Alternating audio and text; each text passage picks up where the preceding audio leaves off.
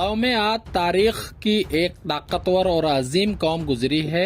ان کی طرف ہود علیہ السلام مابعوث کیے گئے تھے، لیکن قوم نے ان کا انکار کیا اور ان پر عذاب نازل کر کے اللہ نے انہیں تباہ کر ڈالا.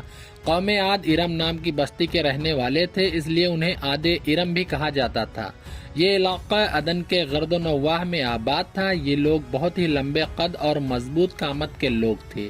یہ اپنی طاقت اور قوت کے بل سے بہت ہی جلد یمن پر قابض ہو گئے. ان پر کئی بادشاہوں نے حکومت کی، مگر دو بادشاہ ایسے آئے جن کی حکومت عظیم اور جاہ و جلال والی تھی.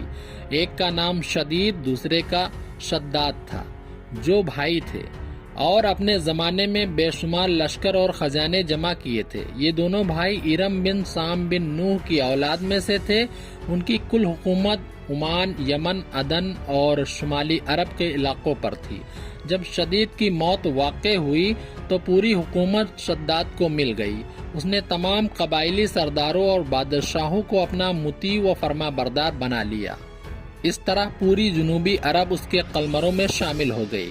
اس نے اپنی حکومت کو عروج تک پہنچا دیا.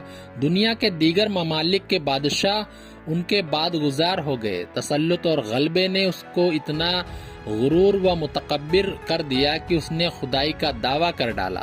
اس وقت کے علماء اور پیغمبروں کے پیروکار نے اسے سمجھایا اور عذاب الہی سے ڈرایا، مگر وہ کہنے لگا میرے پاس اب دولت، حکومت، سب کچھ ہے.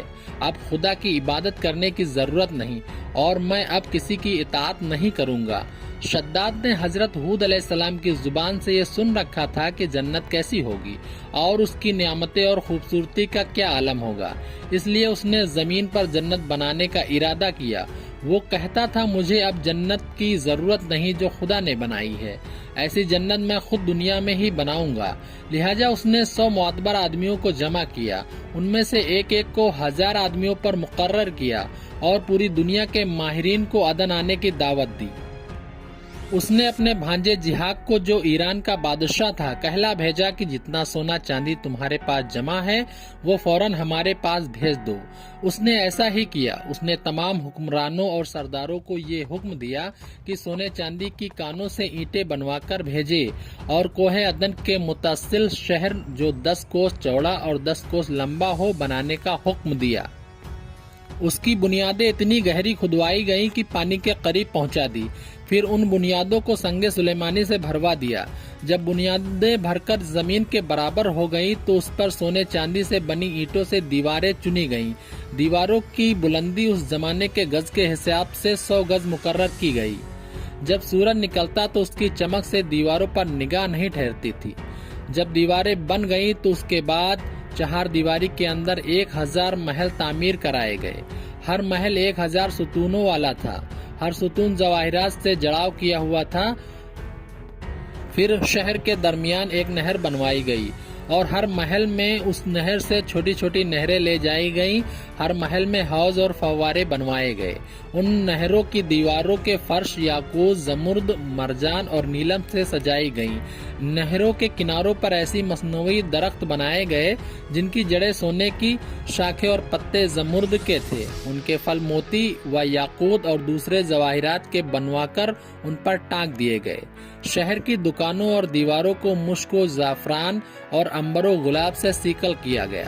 یاقوت و جواہرات کے خوبصورت پرندے چاندی کی اینٹوں پر بنوائے گئے جن پر پہرے دار اپنی باری آنے پر آ کر پہرے کے لیے بیٹھتے تھے.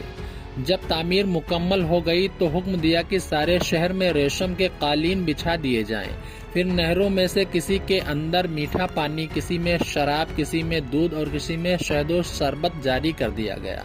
روایتوں میں آتا ہے کہ اس جنت کو بنانے میں 300 سال لگے اور شداد کی عمر 900 سال کے قریب تھی. باغ ارم کے مکمل ہونے کے بعد وہ اپنے لاؤ لشکر کے ساتھ متکبرانہ انداز میں شہر کی طرف روانہ ہوا. جب قریب پہنچا تو تمام شہر والے اس کے استقبال کے لیے شہر کے دروازے کے باہر آ گئے اور اس پر زر و جواہر نچھاور کرنے لگے. اس نے گھوڑے کی رکاب سے ایک پاؤں نکال کر دروازے کی چوکھٹ پر رکھا ہی تھا کہ اس نے ایک اجنبی شخص کو اپنے قریب کھڑا دیکھا. اس نے پوچھا تو کون ہے؟ اس نے کہا کہ میں ملک الموت ہوں. پوچھا کیوں آئے ہو؟ اس نے کہا میں تمہاری جان لینے آیا ہوں. शद्दाद ने कहा, मुझको इतनी मोहलत दे दे कि मैं अपनी बनाई हुई जन्नत को देख लूं। जवाब मिला, मुझको हुक्म नहीं। कहा, चलो इस कदर फुर्सत दे दो कि घोड़े पर से उतर आऊं। जवाब मिला, उसकी भी इजाजत नहीं है। लिहाजा भी शद्दाद का एक पांव रकाब में और दूसरा चौखट पर ही था जब मलकुल मौत ने उसकी रूह कब्ज कर ली। फिर हजरत जिब्राइल अलैहिस्सलाम ने बड़े जोर से एक हौलनाक चीख मारी। उसी वक्त तमाम शहर अपनी आलीशान सजावटों और महल्लात के साथ जमींदोज हो गए और उसका नामो निशान बाकी न रहा। उलमा व मौर्रिखीन ने किताबों में लिखा है कि बादशाह और उसके लश्कर के हलाक हो जाने के बाद वो शहर भी लोगों की निगाहों से ओझल कर दिया गया, मगर कभी कभी रात के वक्त अदन और उसके इर्द गिर्द के लोगों को उसकी कुछ रोशनी और झलक नजर आ जाती है। ये रोशनी उस शहर की दीवारें